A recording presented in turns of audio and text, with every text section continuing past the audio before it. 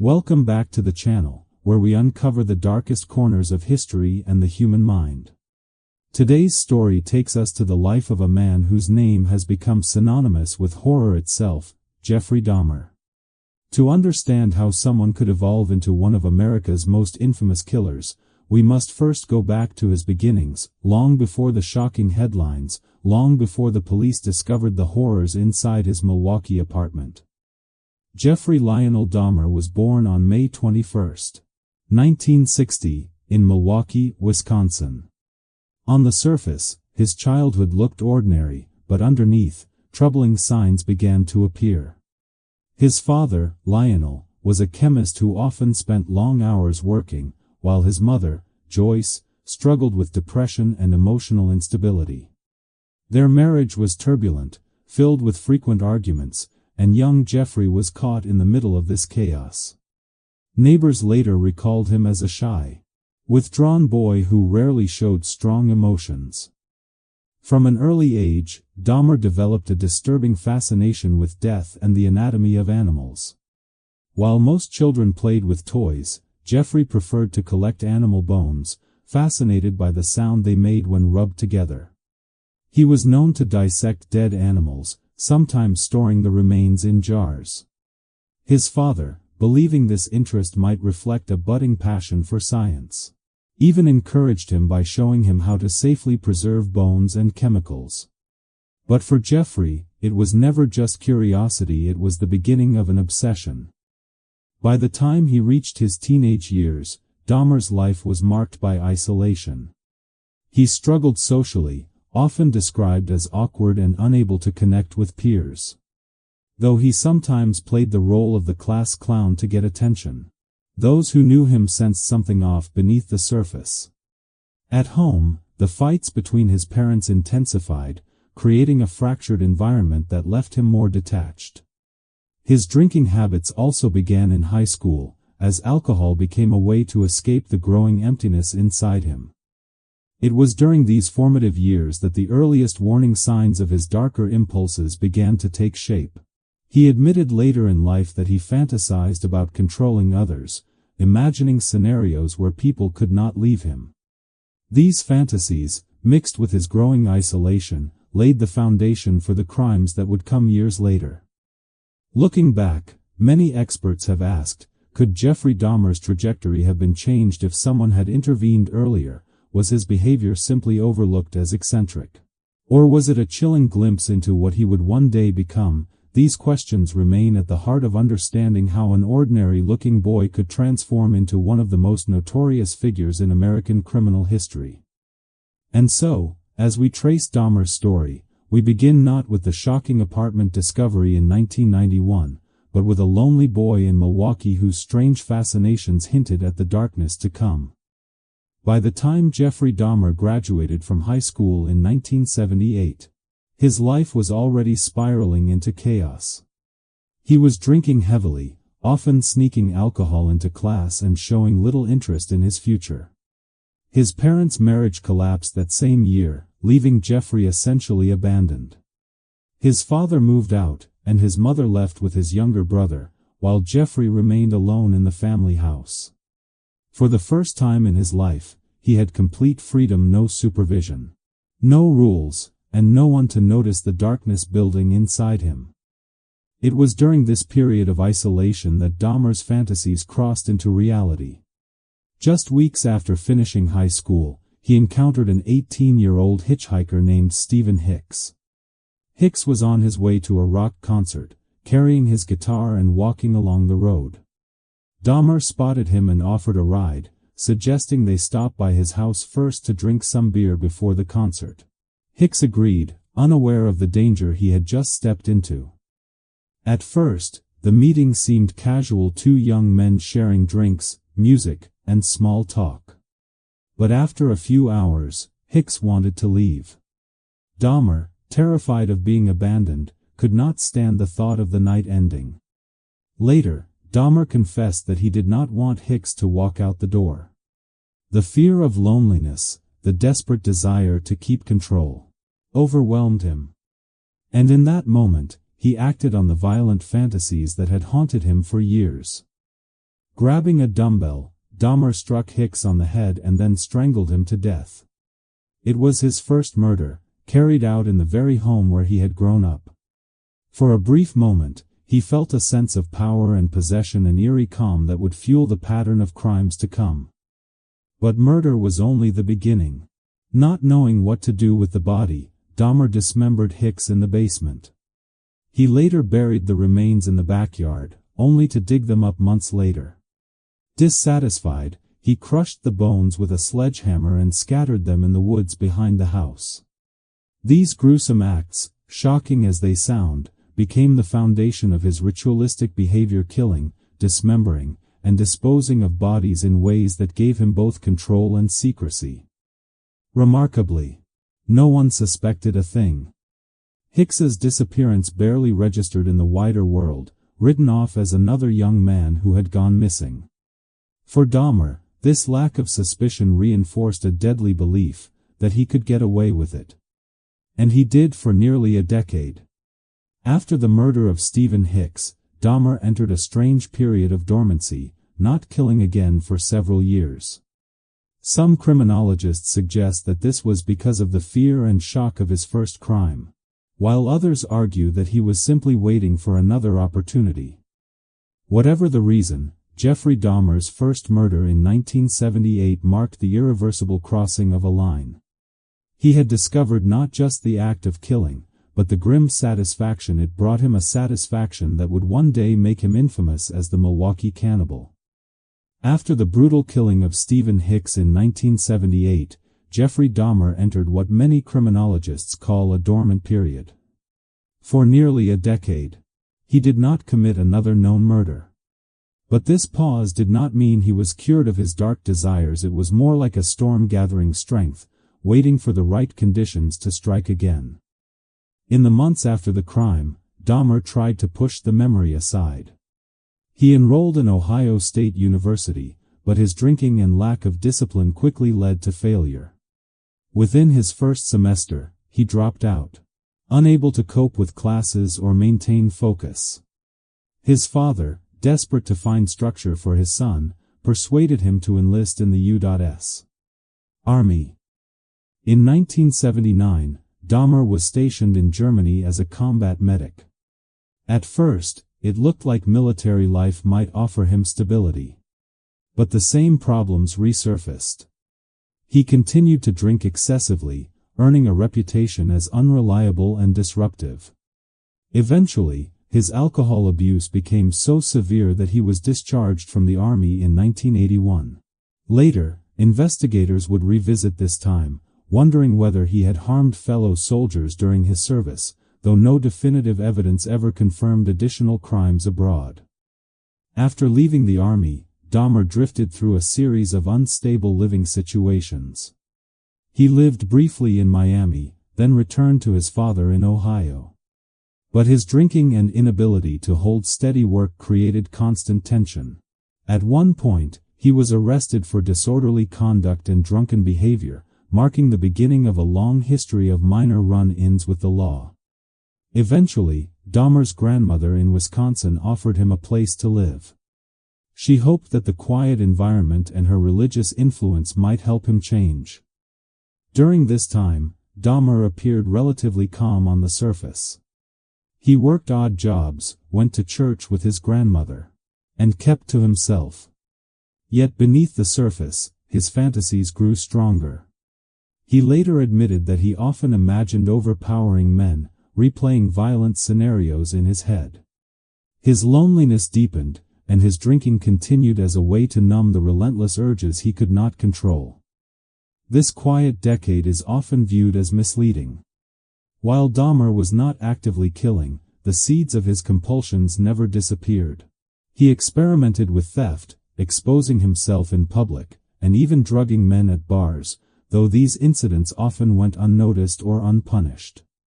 These behaviors were red flags that hinted at what was coming, but no one connected the dots at the time. For Jeffrey Dahmer, the dormancy was not a true break, it was a rehearsal period. His ability to live undetected, to keep his inner world hidden, gave him a dangerous confidence.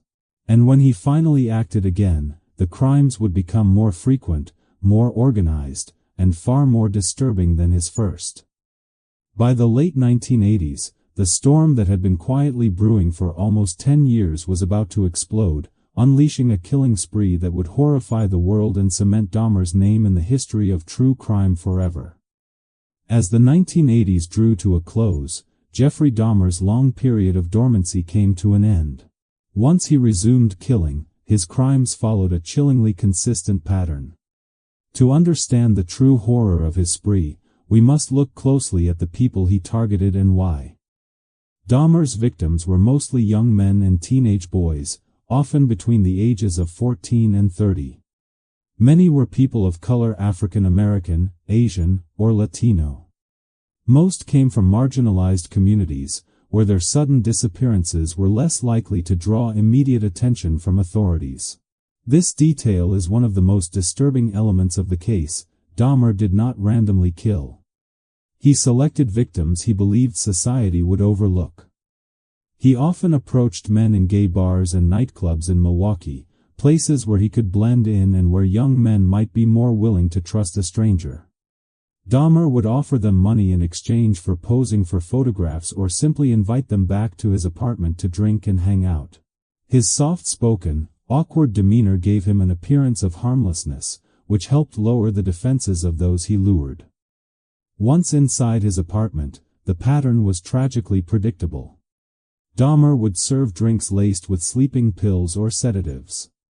When the victim was unconscious, he felt safe to act on his violent impulses.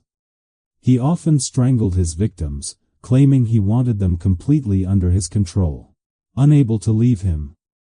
What followed was a grim sequence of dismemberment, necrophilia, and in some cases, cannibalism. For Dahmer, these acts were not just about killing, they were about possession. He once admitted that he wanted his victims to be part of him forever. Another haunting aspect of Dahmer's victim profile was his preference for men he found attractive but also vulnerable. Some were teenagers, barely old enough to be in bars. Others were men struggling financially, making them more likely to accept money from a stranger. He also chose victims whose families or communities had less power to pressure police, which meant that early missing person cases did not get the urgent attention they deserved. One of the most tragic failures occurred in 1991, when police encountered a 14-year-old boy, Konorak Synthesumphone, who had escaped Dahmer's apartment, naked and drugged. Despite neighbors begging police to intervene, officers returned the boy to Dahmer, accepting his explanation that the situation was a lover's quarrel. Hours later, the boy was dead. This incident highlighted the systemic neglect of minority and LGBTQ+ victims during that era, and it remains one of the most criticized moments in the investigation. Looking at Dahmer's victim profile reveals not only the depths of his cruelty but also the vulnerabilities of the systems meant to protect people. His choice of victims was not accidental. It was calculated. He preyed on those society was least likely to defend. And that chilling truth is part of why his crimes shocked America so deeply, because they exposed not only one man's evil but also the blind spots of an entire society. As Jeffrey Dahmer's crimes escalated, so did his methods of persuasion. He understood that brute force alone would not allow him to keep committing murder after murder without being caught. Instead, Dahmer became skilled at using charm, deception, and manipulation to lure victims into his control. Most often, his hunting grounds were gay bars, clubs, and public spaces in Milwaukee. In these environments, it was not unusual for strangers to strike up conversations, making it easier for him to approach without suspicion. Dahmer's awkward but seemingly harmless personality often worked to his advantage. He did not look like a stereotypical predator. He came across as shy, soft-spoken, and sometimes even vulnerable, which lowered defenses. His most common tactic was offering money. Dahmer would propose quick, easy deals. He would pay young men to come back to his apartment, pose for photographs, or simply hang out and drink. For individuals struggling financially, the promise of cash could be persuasive. To others, the request seemed harmless enough after all, it was just a photo or a drink, nothing more. Alcohol was another weapon in his arsenal. Dahmer would casually suggest stopping by his place for a drink, often mixing cocktails laced with sedatives or sleeping pills. The drugs ensured his victims were incapacitated, leaving them powerless to resist. Once unconscious, they became easy targets for his violent impulses. This method of drugging not only gave him control but also reduced the risk of neighbors overhearing a struggle. Sometimes, Dahmer tailored his approach to match his victims' vulnerabilities. To those who were lonely or seeking companionship, he presented himself as a friend. To those interested in quick money, he played the role of a paying photographer. To some, he simply offered the promise of a safe space to relax. His adaptability made him even more dangerous. There were also occasions when Dahmer used sheer persistence. He was known to spend hours roaming bars or parks, waiting for someone who fit his preferred profile. When he found a target, he would not give up easily, pressing his invitation until the person agreed. This determination, mixed with his ability to appear unthreatening, allowed him to lure multiple victims without raising alarm. Perhaps most disturbing of all was the chilling normalcy of his routine. Victims entered his apartment believing they were in control of their choices. They thought they were heading into an ordinary night of drinking, casual photos, or companionship. But once inside, the atmosphere shifted. The locked doors, the unsettling smell, and eventually the sedatives in their drinks sealed their fate. The way Dahmer lured his victims reveals not just his cunning but also the vulnerability of human trust. He exploited needs for money, companionship, or acceptance, turning ordinary social interactions into traps. For the men who accepted his offers, there was no way to know that behind Dahmer's quiet smile and gentle voice lay one of the deadliest predators in modern history. Once Jeffrey Dahmer had lured his victims into his apartment and rendered them unconscious with alcohol or drugs, his methods turned far darker.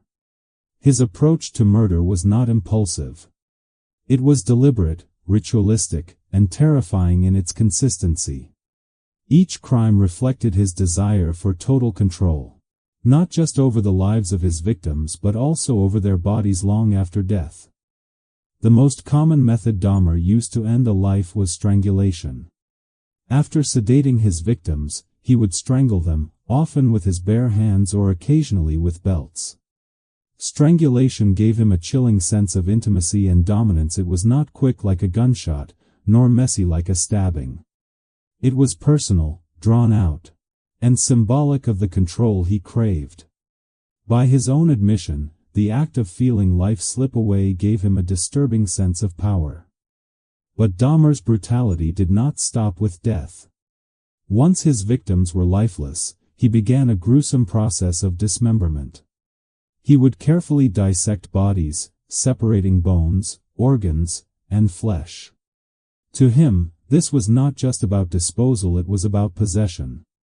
He photographed many stages of the process, keeping a twisted archive of his work as though it were a collection of trophies.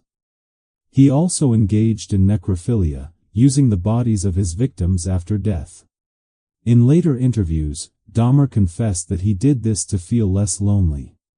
For him, it was about creating a world where no one could abandon him, where he was in complete control of the situation. This compulsion for intimacy with the dead blurred the line between murder and obsession, making his crimes all the more horrific. Another element that shocked investigators was his experimentation with cannibalism. Dahmer admitted to eating portions of some of his victims. He claimed this made him feel as though they became a permanent part of him. In his mind, consuming flesh was an extension of control, the ultimate act of possession. This is what earned him the infamous nickname the Milwaukee Cannibal. He also attempted to create what he chillingly described as zombies. Using a drill, he injected acid or boiling water into the skulls of some victims in an effort to keep them alive but submissive. These horrifying experiments always failed, leading to death, but they reveal how far Dahmer was willing to go to create living bodies he could control like dolls.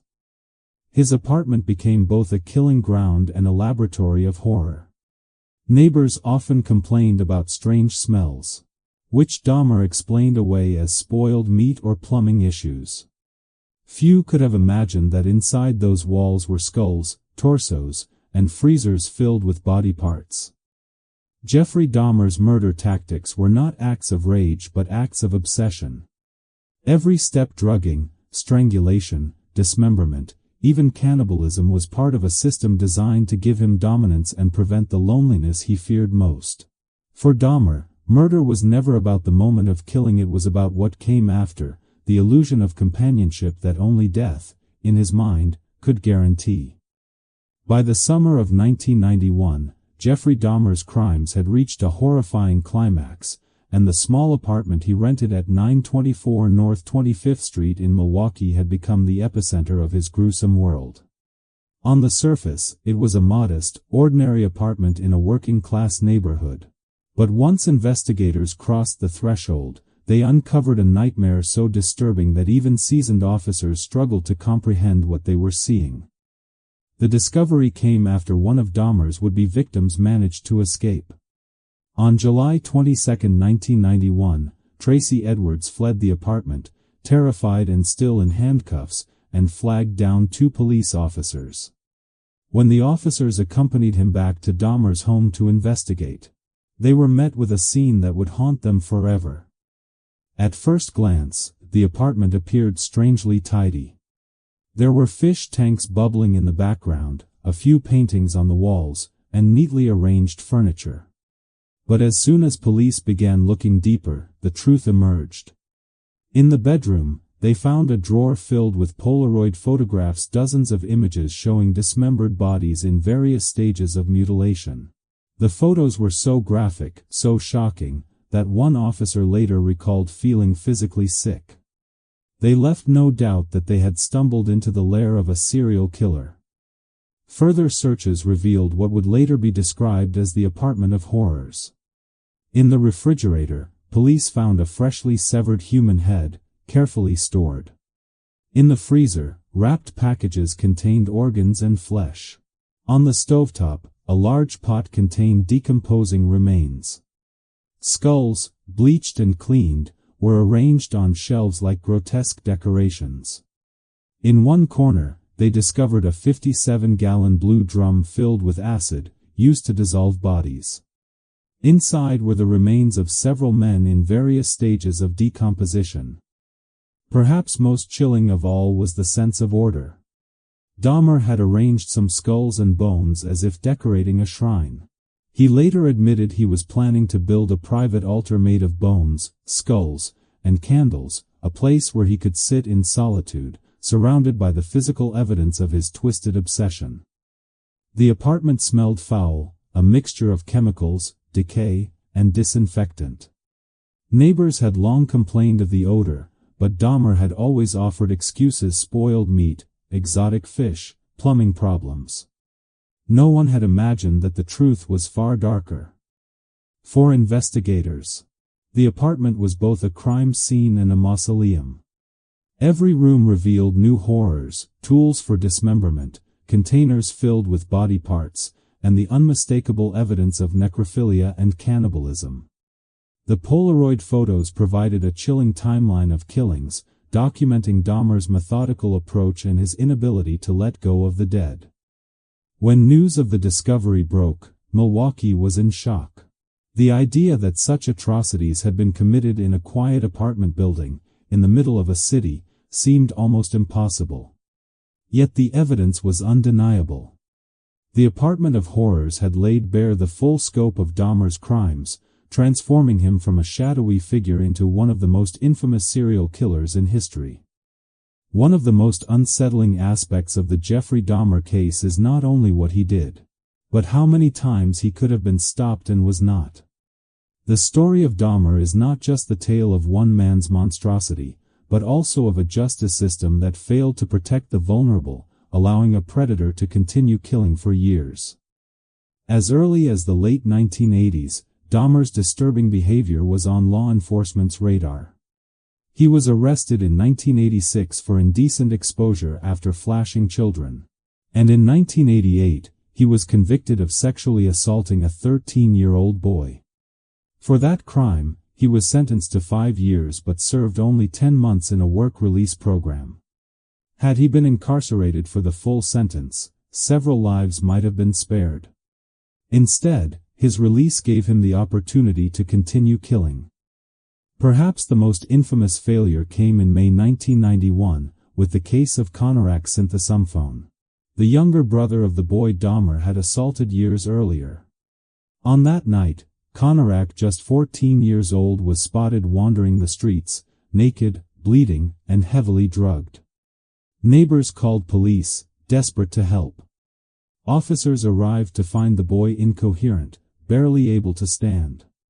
Several women pleaded with the officers, explaining that this was a child in danger. But when Dahmer calmly approached the scene, he convinced the police that Konorak was his 19-year-old boyfriend and that they had simply had a lover's quarrel. Despite the obvious signs of abuse, the officers accepted Dahmer's explanation. They escorted the boy back into Dahmer's apartment, even joking with him about taking care of his partner. Within hours, Konorak was murdered. His body joined the growing list of victims hidden inside the apartment of horrors. The Konorak incident highlights the broader issues of homophobia, racism, and negligence that plagued the police response. Many of Dahmer's victims were men of color or from the LGBTQ+ community, groups often marginalized in society. Their disappearances were not treated with urgency, and complaints from neighbors about strange smells and noises at Dahmer's apartment were routinely brushed off. Even after multiple arrests and repeated red flags, Dahmer consistently slipped through the cracks. Officers failed to dig deeper, prosecutors accepted light sentences, and the system treated him as a troubled man rather than a growing threat. These failures allowed him to continue his killing spree almost unchecked. In the aftermath of Dahmer's arrest, public outrage was fierce. The revelation that police had literally returned a victim to his killer just months before the final discovery was more than a mistake, it was a betrayal of trust. The two officers involved were initially fired but later reinstated, a decision that further fueled anger among the public and the victims' families. The tragic truth is that Jeffrey Dahmer was not just enabled by his cunning. He was enabled by the blind spots of those tasked with protecting society. Each missed opportunity, each dismissal of complaints, added up to a devastating chain of failures that left 17 young men dead. By July of 1991, Jeffrey Dahmer's crimes had spiraled out of control. His apartment was filled with human remains, his rituals becoming bolder, his compulsion nearly impossible to conceal. Yet in the end, it was not a sophisticated investigation or careful detective work that brought him down, it was the sheer will of one victim who managed to escape. On the night of July 22, 1991, Dahmer encountered Tracy Edwards, a 32-year-old man. As he had done many times before, Dahmer invited Edwards back to his apartment with the promise of money, drinks, and conversation. Once inside, however, Edwards quickly sensed that something was wrong. The smell was overpowering, and Dahmer's behavior shifted between nervous friendliness and menacing control. At one point, Dahmer pulled out a knife and told Edwards he intended to take photographs. Edwards, terrified, tried to keep calm.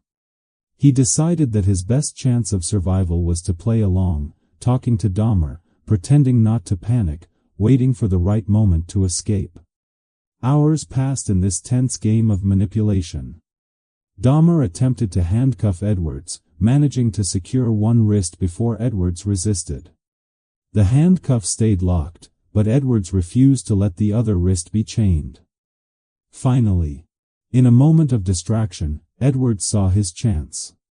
He struck Dahmer, bolted out the door, and ran down the street, still wearing the dangling handcuff. He flagged down 2 police officers, desperate and breathless, explaining that a weird guy had tried to kill him. At first, the officers were skeptical. Milwaukee streets were no stranger to strange complaints, but they agreed to follow Edwards back to the apartment. When they arrived at apartment 213, Dahmer opened the door calmly, almost too calmly. The officers noticed the strange smell immediately, but Dahmer tried to brush it off. As one officer looked around, he spotted the Polaroid photos, dozens of them showing dismembered bodies in various stages. The officer froze, then turned to his partner and said, "These are for Raoul." In that instant, Jeffrey Dahmer's mask of control shattered. He attempted to resist arrest. But it was too late. The officers subdued him, handcuffed him, and began to search the apartment. What they uncovered inside shocked the world: severed heads in the refrigerator, human hearts in the freezer, a barrel of acid filled with decomposing remains, and the skeletal evidence of more than a dozen lives destroyed. The news spread quickly. Within hours, crowds gathered outside the apartment building, stunned that such horrors had taken place right in their neighborhood. Reporters swarmed the scene, while police worked tirelessly to collect evidence from what was now called the Apartment of Horrors. For the families of the missing men, the arrest brought a grim mix of relief and devastation. At last, they had answers, but the answers were more terrible than they could have imagined. After years of evading suspicion, after repeated chances for intervention were missed, Jeffrey Dahmer was finally caught. The reign of terror that had haunted Milwaukee for over a decade was over, thanks to the courage of one man who refused to become another silent victim. After his arrest in July 1991, Jeffrey Dahmer's name quickly became synonymous with evil. The evidence police collected from his apartment was overwhelming: photographs, bones, body parts, and the testimonies of survivors left no doubt about his guilt. Yet the trial that followed in January 1992 became one of the most infamous in American history, not only because of the crimes themselves but also because of the chilling insight it gave into Dahmer's mind. The trial began in Milwaukee, Wisconsin, where Dahmer faced 15 counts of murder. From the very start, the case attracted enormous media attention. Reporters from across the world filled the courtroom, eager to cover every detail of the proceedings. Families of the victims attended daily, forced to hear the horrifying accounts of how their loved ones had died. Unlike many criminals who deny or minimize their actions, Dahmer openly confessed. His legal defense did not argue innocence but rather insanity. His attorneys claimed that Dahmer's compulsions, his necrophilia, cannibalism, and bizarre experiments were evidence of a man who was mentally ill and unable to control his urges. If the jury agreed, Dahmer would be sent to a mental hospital instead of prison. Prosecutors, however, argued the opposite. They painted Dahmer as cold, calculating, and fully aware of his actions. The fact that he used sedatives, carefully dismembered bodies, photographed his crimes, and hid evidence all demonstrated planning, not madness. One prosecutor famously said, "This was not a case of insanity. This was a case of evil." Over the course of several weeks, the jury heard gruesome testimony. Police officers described the apartment of horrors. Medical examiners detailed the condition of the remains. Perhaps most harrowing of all were the words of the victims' families, who spoke of lost sons, brothers, and friends whose lives had been cut short. Throughout much of the trial, Dahmer sat quietly, rarely showing emotion. At times, he appeared almost detached, as if he were observing rather than participating in the proceedings. This eerie calm only deepened the horror for many observers. On February 15, 1992, the jury delivered its verdict. Jeffrey Dahmer was found legally sane and guilty on all counts. He was sentenced to 15 consecutive life terms in prison, totaling 957 years behind bars. Later, he would receive an additional life sentence for another murder committed in Ohio. For all practical purposes, he would never see freedom again. At sentencing, Dahmer addressed the court, offering a statement of remorse. He admitted that he knew what he had done was wrong and said he wished he could die to relieve the pain he had caused.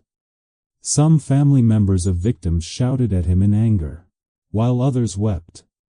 The courtroom was filled with a raw mix of rage, grief, and disbelief. The trial of Jeffrey Dahmer provided closure in the legal sense. Justice had been served, and the killer was removed from society. Yet the wounds left behind could never fully heal. For the victims' families, the trial was both an ending and a reminder that their loved ones' lives had been stolen in the most horrific way imaginable. After his conviction in 1992, Jeffrey Dahmer began serving his sentence at the Columbia Correctional Institution in Portage, Wisconsin. With 16 life terms ahead of him, amounting to nearly 1,000 years, there was no possibility of parole. For the outside world, the nightmare seemed to be over. But even behind prison walls, Dahmer's story was far from finished. At first, prison officials kept him isolated for his own safety. As one of the most infamous serial killers in modern history, Dahmer was a high-profile target. But eventually, he was integrated into the general prison population. Surprisingly, reports suggested that Dahmer adjusted in unsettling ways. He was described as quiet, even polite to guards and inmates, though some noticed his disturbing sense of humor. In prison, Dahmer became a strange figure of fascination. Some inmates wanted to attack him, while others wanted to be near him simply because of his notoriety. Guards later revealed that Dahmer would sometimes joke about his crimes, shaping his food into body parts or using packets of ketchup to mimic blood. These macabre jokes horrified many, but to Dahmer, it seemed like a twisted way of mocking his own reputation. Another surprising turn was his turn toward religion. In 1994, Dahmer was baptized by a local minister, claiming he had found faith in God. Some saw this as a genuine attempt at redemption, while others dismissed it as manipulation or desperation. Regardless, it added yet another complex layer to his already infamous legacy. But Dahmer's life in prison was always precarious. Many inmates despised him not only for the nature of his crimes but also for the belief that he had received too much attention compared to other prisoners. He was seen as a symbol of evil, and some felt he deserved punishment beyond what the courts had given. On the morning of November 28, 1994, Dahmer's time came to a violent end. He was assigned to a work detail alongside two other inmates, Jesse Anderson, a convicted murderer, and Christopher Scarver, a man serving time for homicide. The three were left unsupervised while cleaning a bathroom. Moments later, chaos erupted. Scarver attacked both men with a metal bar taken from prison equipment. Dahmer was beaten severely, his skull crushed. By the time guards arrived, he was barely alive. He was rushed to a nearby hospital but pronounced dead within the hour. He was 34 years old. Scarver later explained his actions, saying that God had told him to kill Dahmer. He also claimed he was disgusted by Dahmer's morbid jokes in prison. For some, Scarver's attack was seen as vigilante justice. For others, it was simply another act of violence in an already brutal environment. News of Dahmer's death spread quickly, reigniting public fascination with his crimes. Some of the victims' families expressed relief, feeling that justice had finally been completed. Others said it did nothing to ease their grief. What was clear, however, was that Dahmer's story had ended violently, just as violently as the lives he had taken. The death of Jeffrey Dahmer closed the final chapter of his life, but it did not close the questions his crimes left behind. Even in death, his legacy of horror continued to haunt America.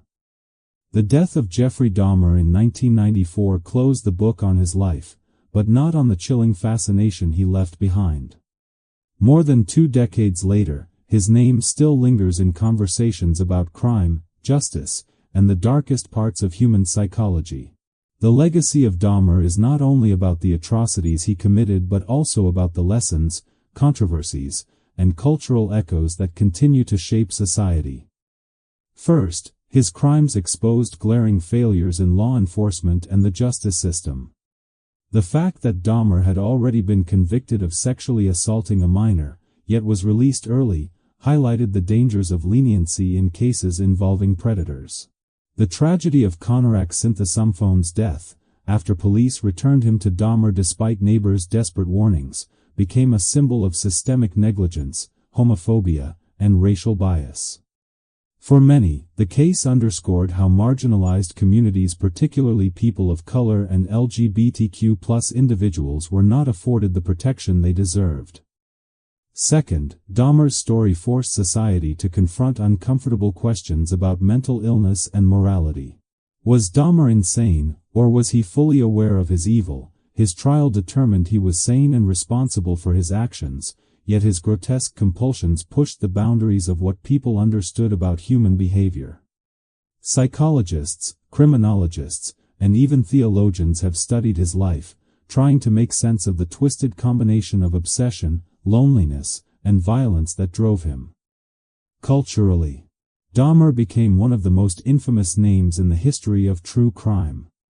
Documentaries, books, and dramatizations have dissected every aspect of his story. The most recent surge of attention came with Netflix's Monster, the Jeffrey Dahmer story in 2022, which reignited debates about how such stories should be told. Critics argued that turning real tragedies into entertainment risked re-traumatizing the families of victims. Supporters claimed that these portrayals shed light on systemic failures and kept the memory of victims alive. The Dahmer case also spurred policy discussions. Calls for better police training, cultural sensitivity, and more accountability gained momentum. Advocates pointed out that if the victims had not been predominantly young men of color and members of the LGBTQ+ community, the case might have unfolded differently. These conversations still resonate today, as societies continue to grapple with issues of inequality and bias in law enforcement. For the families of the 17 known victims, Dahmer's legacy is one of unimaginable loss. While the world speaks his name, their sons, brothers, and friends are too often reduced to footnotes in his story. In recent years, activists have urged that memorials and documentaries focus less on Dahmer himself and more on honoring the lives of those he took. Ultimately, Jeffrey Dahmer's impact is a dark reminder of both the evil one individual can inflict and the ways society can fail to stop it. His story continues to fascinate, horrify, and provoke questions about justice, morality, and the human condition. And though Dahmer's life ended violently in prison, the shadow of his crimes will linger for generations, a cautionary tale etched into America's history. And so, the story of Jeffrey Dahmer comes to an end, a tale that has haunted America for decades. From a lonely boy in Milwaukee to one of the most notorious serial killers in history, Dahmer's life reminds us how darkness can hide in plain sight, how repeated failures can allow evil to flourish, and how the most vulnerable in society are often left unprotected. But perhaps the most important part of this story is not Jeffrey Dahmer himself, but the lives of the 17 young men and boys whose futures were stolen. They were sons, brothers, friends, and dreamers. Their names deserve to be remembered far more than the man who took them away. As we revisit this chilling chapter of history, let us not only examine the monster but also reflect on the victims, the families who continue to grieve, and the lessons society must carry forward. Cases like this challenge us to ask difficult questions about justice, empathy, and responsibility. Could it happen again? Are we doing enough to protect those who are vulnerable today? These questions remain as relevant now as they were in the 1990s. At the end of the day, the legacy of Jeffrey Dahmer is not just about horror, it is a warning. A warning about what happens when cries for help are ignored, when bias blinds justice, and when evil is allowed to hide behind the mask of normalcy. Thank you for staying with us through this difficult but important story. If you found this episode thought-provoking, do not forget to like, share, and subscribe to the channel. where we continue to uncover history's darkest mysteries and true crime stories that shape the world. Until next time, stay safe, stay curious, and remember, even the most ordinary stories often turn out to be not so ordinary. See you in the next episode.